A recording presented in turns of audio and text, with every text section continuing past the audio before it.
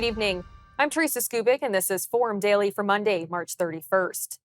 We begin tonight with a growing scandal regarding a sitting MP's comments. Over the weekend, news broke out that in an interview in January, Liberal MP Paul Chang suggested that his Conservative opponent, Joe Tay, should be handed over to the Chinese consulate for a bounty. When asked about removing Mr. Chang, Mark Carney confirmed that he will continue as a candidate. Our correspondent, Wyatt Sharp, has more on the scandal. Paul Chang, the Member of Parliament for the riding of Markham-Unionville, who is seeking re-election as the Liberal Party candidate, has been facing some hot water in recent days for one specific issue, which really has to do with comments that he made regarding a bounty offered by the Chinese government on a Canadian citizen. Chang is a former police officer with a lengthy service record. He has apologized for what he described as deplorable remarks that were, quote, a complete lapse of judgment. But it does have people wondering, given in previous election campaigns, we've saw parties dismiss candidates for certainly much less. If you think back to the 2021 election campaign, where the Conservative Party even got rid of a number of candidates in really competitive ridings where the party at the time had a chance of winning over things like comments on vaccinations or COVID-19. And so you have a lot of Conservatives right now who are frustrated at the Liberal Party for not for not dismissing Paul Chang as the Liberal Party candidate in Markham-Unionville over these pretty serious remarks. This particular statement, though, also came amid widespread criticism from political figures from various political parties who were condemning his comments, but also talking about election interference as well. And of course, right now, Canada and China do not have the best of relationships because of how tense things have been with respect to election interference in 2021. And so in many respects, this only further heighten some of those challenges that we have seen. You know, Chang's political career itself has been notable for his engagement with the Chinese Canadian community in Markham. And so especially in recent days, you've been hearing a lot of people, even within his own community, step out and, say that he should perhaps consider stepping down as a party candidate. We're also not getting any indications from the Liberal Party that they are potentially considering dismissing him as a party candidate. At least as of right now, the party is fully supporting him in the same way they are for many of their other candidates. And so despite this controversy, Chang is expected to continue with his re-election campaign, really focusing on some of his past contributions to things like community safety. He was a parliamentary secretary under the Trudeau government, which ultimately allowed him to contribute to kind of the governing aspect of the Liberal Party, to people like the emergency preparedness minister, among other ministries as well. He's highlighted over the course of kind of this back and forth some of his contributions to his but also to his country via things like the dental care plan and initiatives to reduce auto thefts, which are, of course, very high in his community of Markham and across the country as well. And just lastly, to conclude here with kind of the response to what he had said, especially, I mentioned from Conservatives, but also kind of the response that has come to his subsequent apology that he offered. They're likely to play kind of a significant role in what happens next. You've certainly seen in other cases when people have been let go from a political party, there's almost a certain naivety to the situation where they refuse to apologize for what they've done. That's not really the case in this situation. And so a lot of people are kind of attributing that to why Paul Chang has been allowed to stay on as the Liberal Party candidate. And then, of course, this incident as well really has been kind of highlighting the delicate balance, so to speak, between politicians and how they must kind of, maintain that balance when dealing with international issues, which especially right now, given kind of the tense geopolitical situation, a lot of elected officials are kind of grappling with how do we kind of, embrace our local communities, represent our local communities, while also grappling with some of the tensions that are currently being seen overseas right now. And Paul Chang is certainly an example of someone who perhaps was unable to balance those two realities effectively. And the Conservatives are demanding that Liberal leader Mark Carney fire Liberal MP Paul Chang for his comments about his opponent. Yes, he must be disqualified. I find it incredible that Mark Carney would allow someone to run for his party that called for a Canadian citizen to be handed over to a foreign government on a bounty a foreign government that would almost certainly execute that Canadian citizen. Think about that for a second.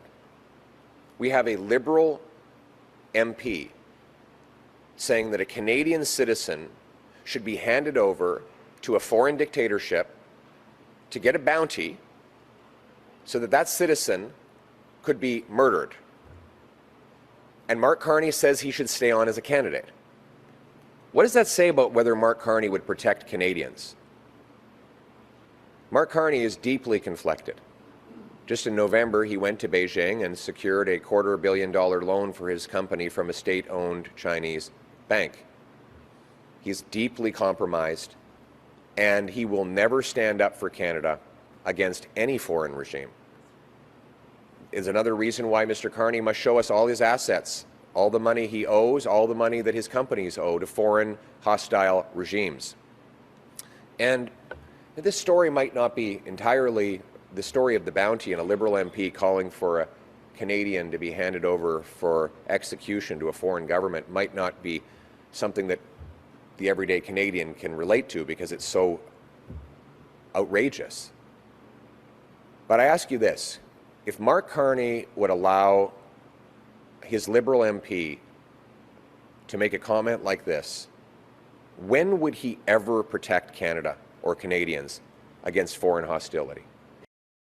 NDP MP Jenny Kwan, who has herself been a target of foreign interference, weighed in on Mr. Chang's comments, calling them absolutely astounding.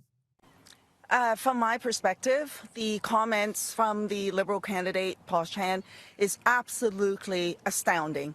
He is a police officer, and he ought to know that when the CCP went out and put a bounty on anybody, including Canadians, that cannot be acceptable. That is intimidation at its worst. And yet, he played right into it. He advocated for people to bring him to the Chinese consulate to collect the bounty. In what universe is this normal? And especially in the face of Canada, where we are faced with foreign interference, active, sophisticated foreign interference activities targeting Canada's democratic institutions. We saw from the Hogue report a significant mention of transnational repression. That's what's happening right now. And it doesn't matter if it's a candidate, it could be anybody. And the fact is, Canadians are faced with that. Speaking in Danville, Quebec on Sunday, Bloc Québécois leader Yves-Francois Blanchet told reporters that Liberal leader Mark Carney is taking Quebec votes for granted by not holding news conferences this weekend. We owe everything to those people. In Quebec, singularly, 60 years ago, we were a very hardworking people working for the English master. Today, we are a nation with its own entrepreneurs, its own businesses. Some of them are known throughout the world. We have built all of that in a bit more than 60 years because of those people, because they worked for us, they fought for us, and they provided us the opportunity to be who we are today. And it has to be respected by everybody, including in Canada, including in Washington. This is what they gave us. We are a nation with all the rights that come with it.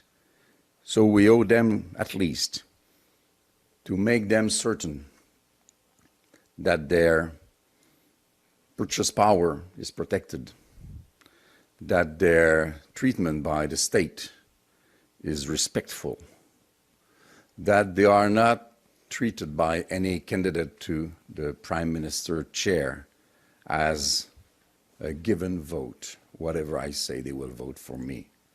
That would be a terrible thing. And if he tries that, it won't last 30 days.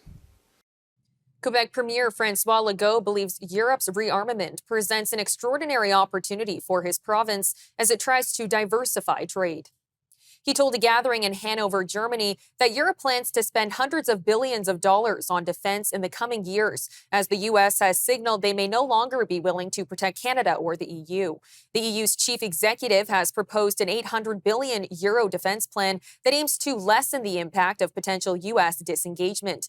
Mr. Legault says that multiple Quebec sectors could contribute to the plan, including shipbuilding, aerospace, critical minerals, and artificial intelligence.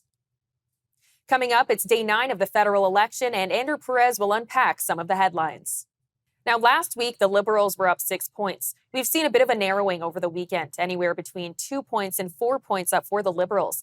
Is this a sign that support may be swinging back to the Conservatives? I don't think so, Teresa. Conservative leader Pierre Poilievre announced his second tax break of the campaign targeted at investors, promising to defer capital gains taxes if the proceeds are reinvested into Canada. And that is why I am announcing today the Canada First Reinvestment Tax Cut. No capital gains when you reinvest the money here in Canada. What do you think? You agree with that?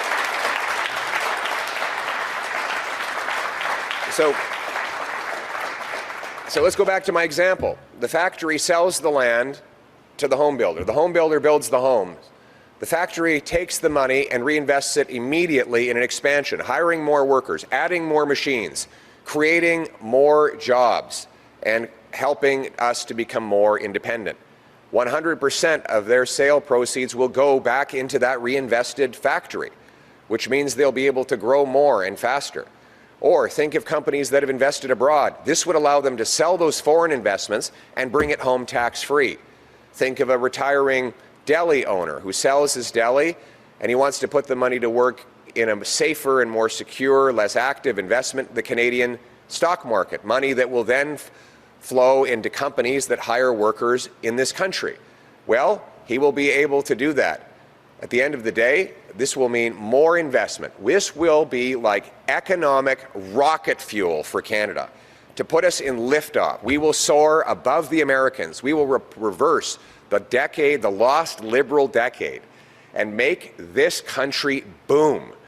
The Americans will see the investment pouring back over the border into Canada, and it will allow us to build the infrastructure we need: pipelines, mines, factories, export terminals that will get our goods overseas, going around the Americans, making us more independent and helping build that economic fortress so that never again do the Americans have us in such a weak position as the Liberals have put us after the lost Liberal decade. This morning, while in St. John, Mr. Poilievre announced a national energy corridor, allowing for pipelines and other infrastructure projects to be built from coast to coast. Today, I'm unveiling yet another concrete proposal to bring about that vision.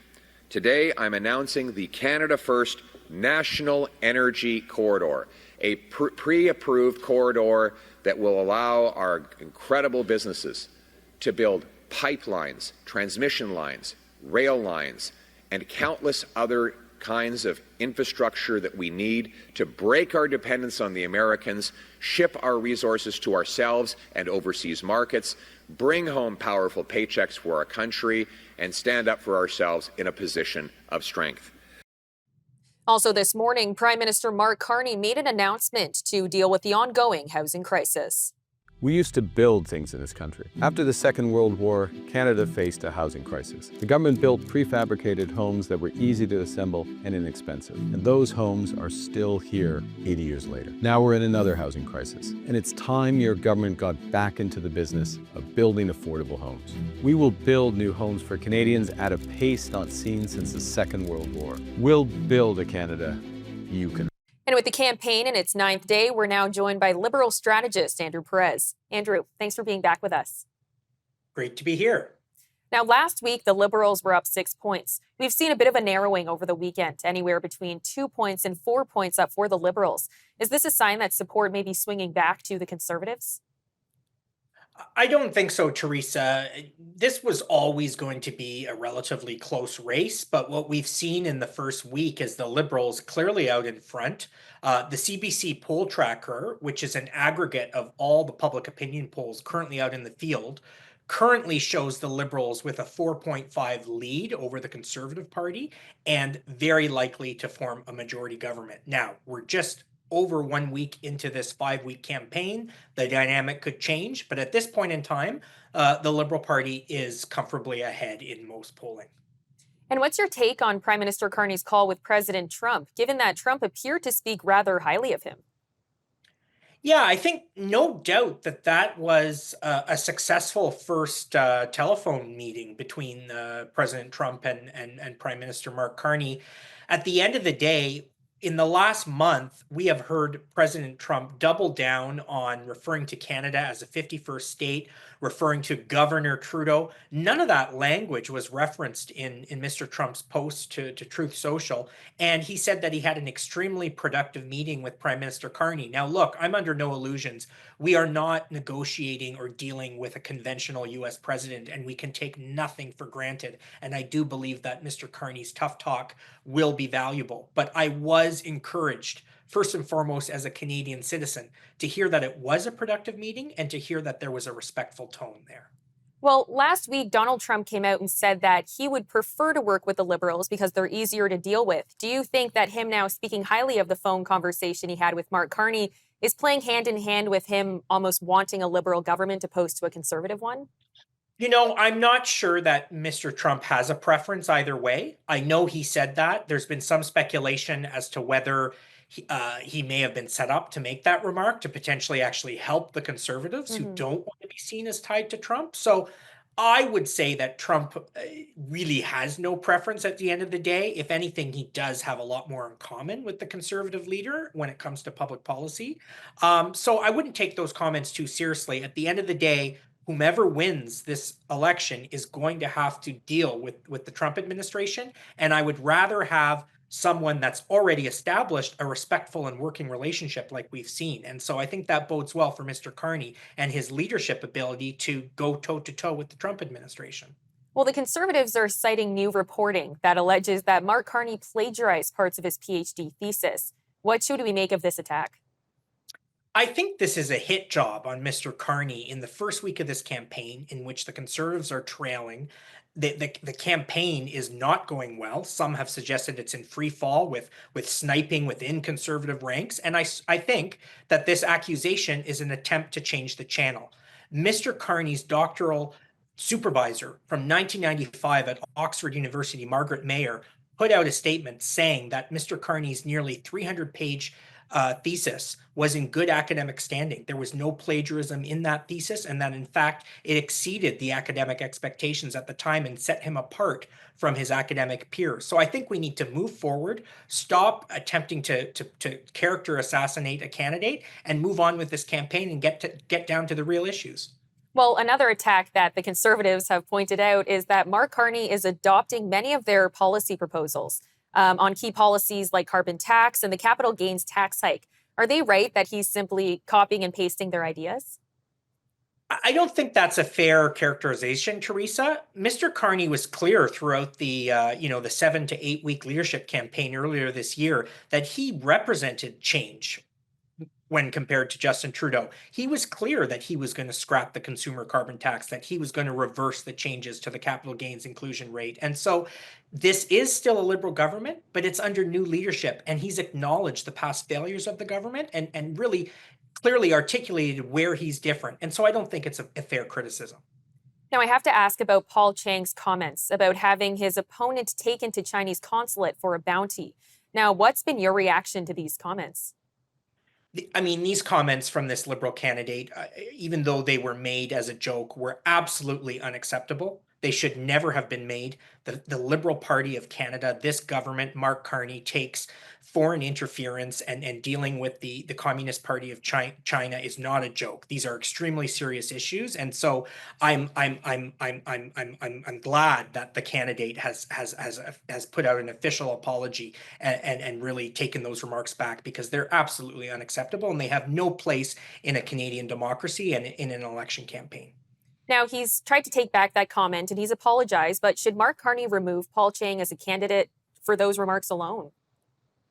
Look, at this point, he remains a candidate. I think we need to move forward. This election is about a whole host of issues. Yes, foreign interference is one of them, and the party takes it seriously, but we need to move forward. I understand why the Conservatives want to turn this from a one-day story into a one-week story, and they're bringing it up daily. And that's in their interest, because they have not had a successful first week. They have not been able to gain traction, and so they are jumping on this issue, these very unfortunate remarks, and trying to make political hay out of it. But the Liberal Party is not going to be distracted by that. We need to move forward. On April 2nd, more tariffs across the board are going to be imposed, and Mr. Carney will be speaking to that threat and what he intends to do to counter that threat. And so we need to keep focused on the issues. This is a consequential election campaign. It's arguably the most important election campaign in my life, and I'm looking forward and hopeful that it will remain above board, and the party leaders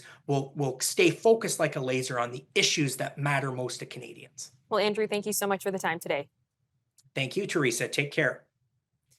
Up next, our weekly Caldwell segment, where we'll be discussing the importance of free trade in Canada. When did free trade begin in Canada? Well, I mean, leaving aside the whole period before the First World War and the elections that were fought around that I was not around for. But I was around for the Shamrock Summit between Ronald Reagan and Brian Mulroney in the 80s, where first off, there was a Canada-US free trade agreement that was negotiated in the 80s, and the 88 election was fought around that. Brian Mulroney and his government was returned with a large majority, affirming that Canada was very much in favor of free trade. An Ontario judge has rejected Hudson's Bay restructuring agreement and is increasing the likelihood that lenders may seek to push the company into default. This means that a third party would be given control of a company's assets to repay creditors. If the agreement was approved, it would have given the department store until April to rescue its remaining stores and impose a weekly budget on the business. U.S. President Donald Trump says that Wednesday will be the Liberation Day moment when he plans to roll out a set of tariffs. The tariffs will be far more generous than those countries were to us, meaning they will be kinder than those countries were to the United States of America over the decades. They ripped us off like no country's ever been ripped off in history. And we're going to be much nicer than they were to us, but it's substantial money for the country, nevertheless. If you look at the history and you look at what's happened to us, you go to certain places, go to Asia, and you take a look at every single country in Asia, what they've done to the United States in trade, and by the way, in military in a certain way. You look at, take a look at trade with Asia, and I wouldn't say anybody is treated as fairly or nicely, and but we are going to treat them. We're going to be much more generous to them in terms of heart. We're going to be much more generous than they were to us. Most economic analyses say average U.S. families would have to absorb the cost of its tariffs in the form of higher prices and lower incomes. Mr. Trump's plan includes announcing import taxes, including reciprocal tariffs that would match those charged by other countries and account for other subsidies. The president's 25% auto tariffs start next week, as he has alleged that the U.S. has been ripped off because it imports more goods than it exports. And in response to the president's consistent threat of tariffs, conservative leader Pierre Poilievre urged Trump to reconsider, arguing that the U.S. is on the verge of losing the greatest trading partner they've ever had. We'll make sure that businesses have the cash they need, the liquidity required to pay their bills and keep people working. Our goal is to keep people working through this trade dispute. And furthermore, We need to retaliate against the Americans targeting goods we don't need, can make ourselves, or get elsewhere, so we maximize the impact on them while minimizing the impact on ourselves. Then I will present President Trump with a choice. Either you start a trade war with America's closest friend and neighbor, which will weaken both our economies, rendering our continent more vulnerable to risks from abroad, or you knock down the trade barriers, we trade more as two separate sovereign nations, we enrich both sides of the border, allowing us to spend massively on our military, so that both Canada and the U.S. separately, but cooperating together, are stronger, safer, and richer. I believe, presented with that choice, particularly as they get closer to midterm elections, I think that the Americans will, in the end, be forced to reverse these disastrous tariff policies.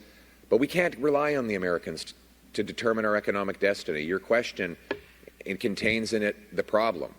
Why is it that after the lost Liberal decade, we are so dependent on the Americans for everything?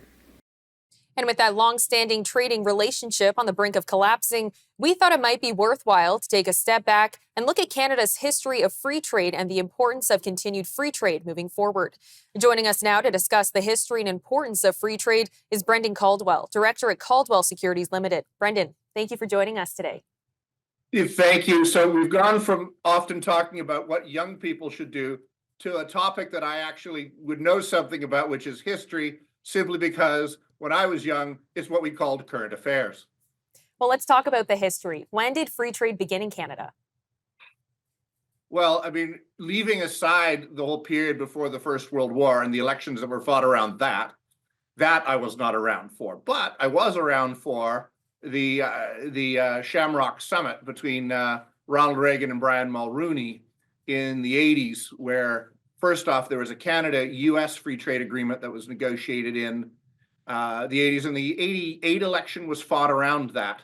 Brian Mulroney and his government was returned with a large majority, affirming that Canada was very much in favor of free trade.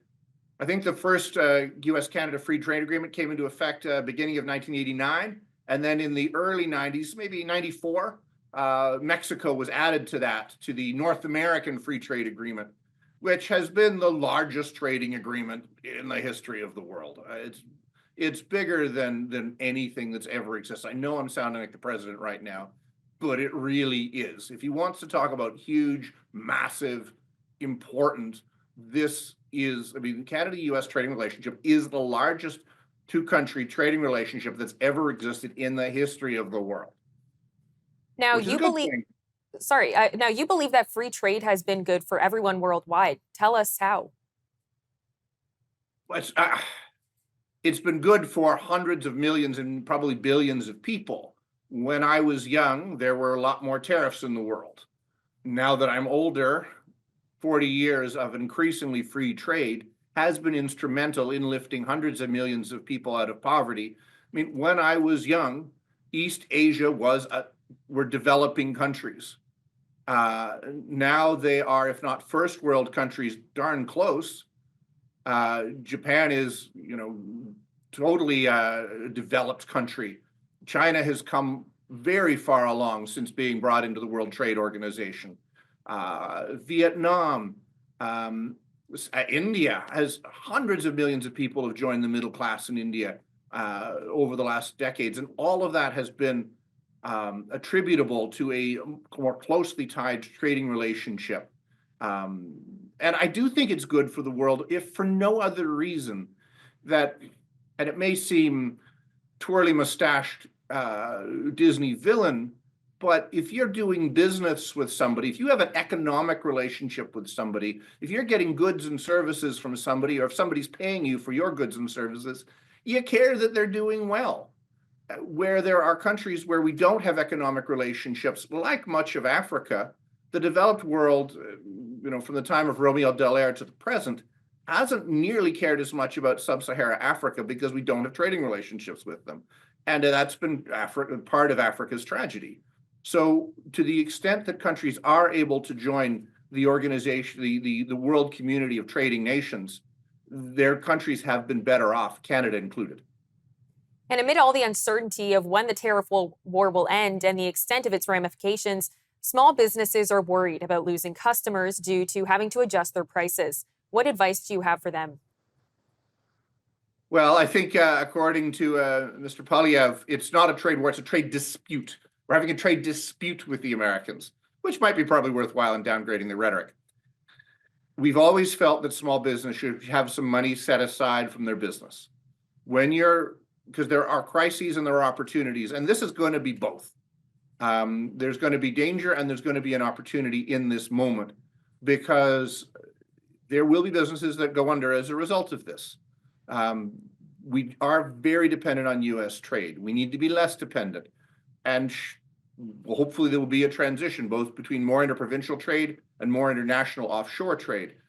But in that transition, there will be casualties. So now and forever in the future, businesses should set aside a little bit of money just so they can have reserves. If nothing else, it helps them to think more clearly when crises pop up or when opportunities present themselves. Now, beyond international tariffs, interprovincial trade barriers continue to make it difficult for businesses to operate across Canada. Now, there's talk that they'll be dropped by July 1st. What are the biggest obstacles to free trade between provinces, and what can be done to remove them? Well, you can't say the word provincial without the word province embedded in them. So Canada was founded with the notion that this nation, to borrow from Hamilton, would be a viable, united entity to provide an alternate North American vision of what the future could be like to what the United States has to offer.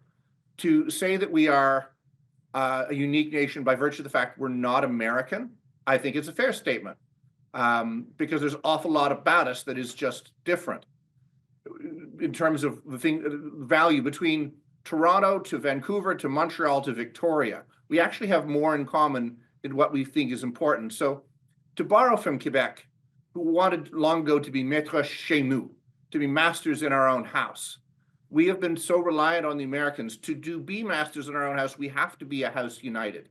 Because as some carpenter out of Nazareth said, a house divided cannot stand. So the barriers between moving professions interprovincially, between moving goods interprovincially, needs to come down. There has to be a much more fluid dynamic between the provinces, so we don't think of ourselves provincially, but think of ourselves as a nation. Well, Brendan, thank you so much for the time today. Thank you, Teresa. Coming up, U.S. President Donald Trump has opened the door to a possible third term in office. How soon are you considering? You said you were not joking about a third term, about possibly wanting a third term. Does that mean you're not planning to leave office on January 20th? I'm not looking at that, but I'll tell you, I have had more people ask me to have a third term, which is in a way a fourth term, because the other election, the 2020 election, was totally rigged. So it's sort of a fourth term in a certain way. I just don't want the credit for the second.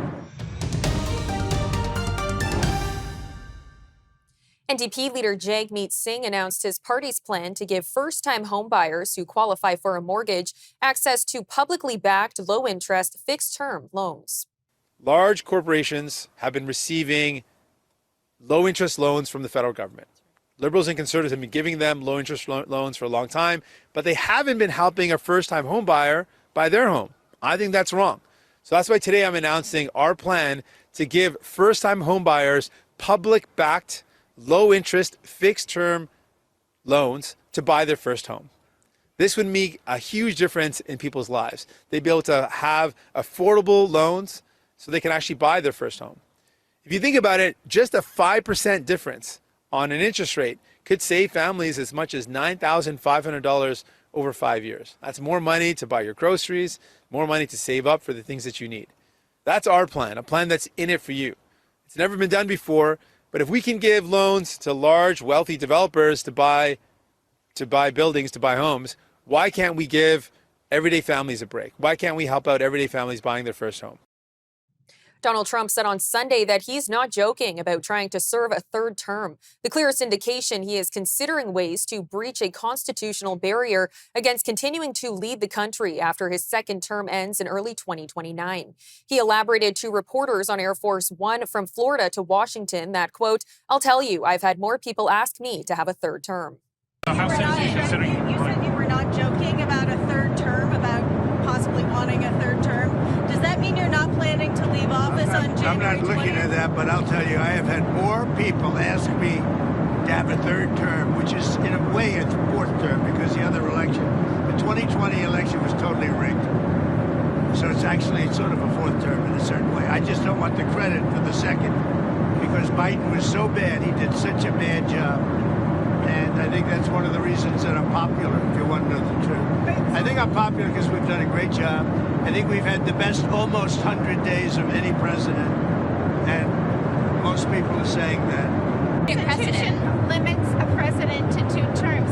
Is it your understanding that they have to be? I don't even want to talk about it. I'm just telling you, I have had more people say, please run again. I said, we have a long way to go before we even think about that. But I've had a lot of people. Yeah, go ahead. Did you have something? Yeah, I just wanted to ask, do you think that's an appropriate precedent to set, even if it wasn't you in this position, to see a president serve a third term? I don't want to talk about a third term now because no matter how you look at it, we got a long time to go. We have a long time. You know, we have almost 4 years to go. And that's a long time. But despite that, so many people are saying, you've got to run again. They love the job we do. Most importantly, they love the job we do. The 22nd Amendment, added to the U.S. Constitution in 1951 after Franklin D. Roosevelt was elected president 4 times in a row, says, quote, "No person shall be elected to the office of the president more than twice." Russian drones hit a military hospital, shopping center, and apartment blocks in Ukraine's second largest city, Kharkiv, killing 2 people and wounding dozens, while Donald Trump voiced anger at Russian President Vladimir Putin for comments he made about the leader of Ukraine. In an early Sunday morning phone interview with NBC News, Mr. Trump referred to comments Mr. Putin made on Friday about temporarily putting Ukraine under external governance. Mr. Trump said he was angry and pissed off when Mr. Putin, quote, started getting into Zelensky's credibility. The Prime Minister of Greenland pushed back on Sunday against claims by Donald Trump that America will take control of the island territory. Greenland, a huge resource-rich island in the Atlantic, is a self-governing territory of Denmark and a NATO ally of the United States.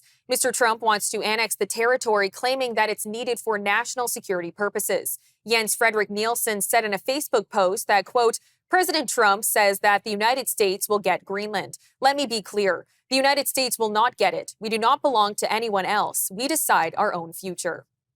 Iran's president says that Tehran has rejected direct negotiations with the United States in response to a letter from President Donald Trump over its rapidly advancing nuclear program. Sunday's remarks from the Middle East nation's president offered the first official acknowledgement of how the country is responding to Trump's letter. It also suggests that tensions may further rise between Tehran and Washington. The U.S. State Department has said it cannot allow Iran to acquire a nuclear weapon. An expert predicts an American invasion of Canada would spark a decades-long insurgency. Donald Trump first mentioned the idea of making Canada the 51st state in December, but he claims he wouldn't use military force, only economic pressure. Dr. Asia Ahmed, a political science professor at the University of Toronto, warns that if the U.S. were to invade Canada, it would lead to violent resistance from Canadians, sparking a long-lasting struggle. She also studied insurgencies for over 20 years and believes that due to the power difference between the two countries, Canada's military would quickly be defeated. Dr. Ahmed says, quote, "A conventional military victory is not the end of this story. It's just the beginning." The death toll from Friday's earthquake that hit Myanmar and Thailand has risen to over 1,700 as more bodies have been pulled from the rubble. Myanmar's military-run government says another 3,400 people have been injured and more than 300 are missing. The 7.7 magnitude earthquake hit at midday Friday, causing widespread damage, including in the capital and in the second largest city, Mandalay. In Mandalay, 270 monks were taking a religious exam at a monastery when their building was crumbled. 50 of them have been found dead, and only 70 were able to escape. Nearly 400,000 homes and businesses across Ontario were still without power this morning after a spring ice storm hit over the weekend. Provincial utility Hydro One also says another 360,000 customers have already had their power restored. Among the hardest hit areas of central Ontario were the Cottage Country district of Muskoka north of Toronto, along with Orillia and Peterborough. Countless trees and power lines were knocked down, and all regions have declared states of emergency. Quebec and much of the Maritimes were under freezing rain warnings this morning. New torpedo bats drew attention when the New York Yankees hit a team record 9 home runs that traveled a combined 3,695 feet. And you got to face Aaron Judge? With no wiggle room, bases loaded. The wiggle room might be a walk. Yeah. High fly ball, left field, Curio back, track, wall, see ya! A grand slam for Aaron Judge, and the Yankees are pouring it on!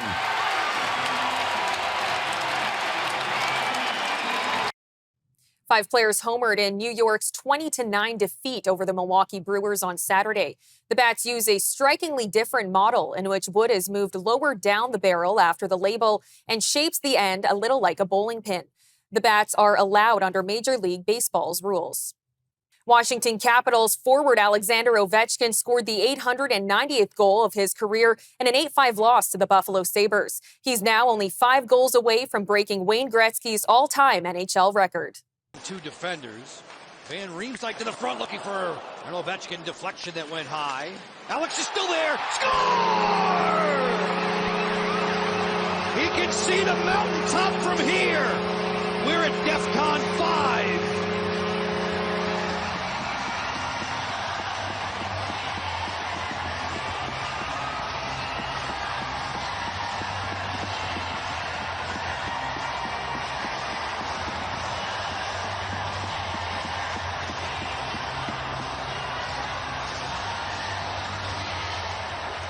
Brings chills to me being in the building here today to watch this. Alex Ovechkin on the board. A beautiful deflection right in front of the net. Ovechkin will continue his pursuit of Gretzky on Tuesday when the Capitals head north to visit the Boston Bruins. And Michael Bublé gave Canada a heaping serving of homegrown pride as he kicked off the Juno Awards in Vancouver. Bublé opened the music celebration saying he was proud to be Canadian. He called Canada the greatest nation on earth, adding that the country is not for sale. We love this country. We love it, and when you love something, you show up for it. And we always will.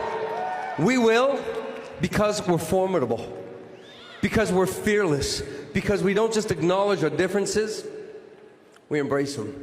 Because they don't just make us stronger, they make us a hell of a lot more interesting.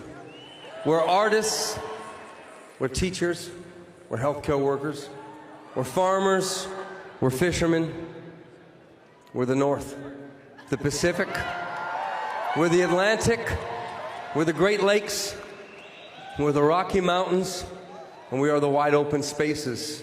Folks, we're one of a kind. We are beautiful. We are the greatest nation on earth.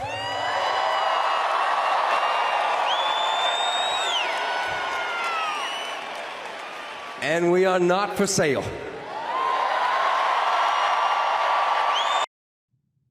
I'm Teresa Skubik, and that'll do it for your look at national and international news for today. For more news on demand, you can always visit our website at forumdailynews.ca and make sure to follow us on our social media handles on X and TikTok. You can also watch all of our commentary programming on the News Forum YouTube channel. Thanks for joining us on Forum Daily News. We'll see you next time. Good night, Canada.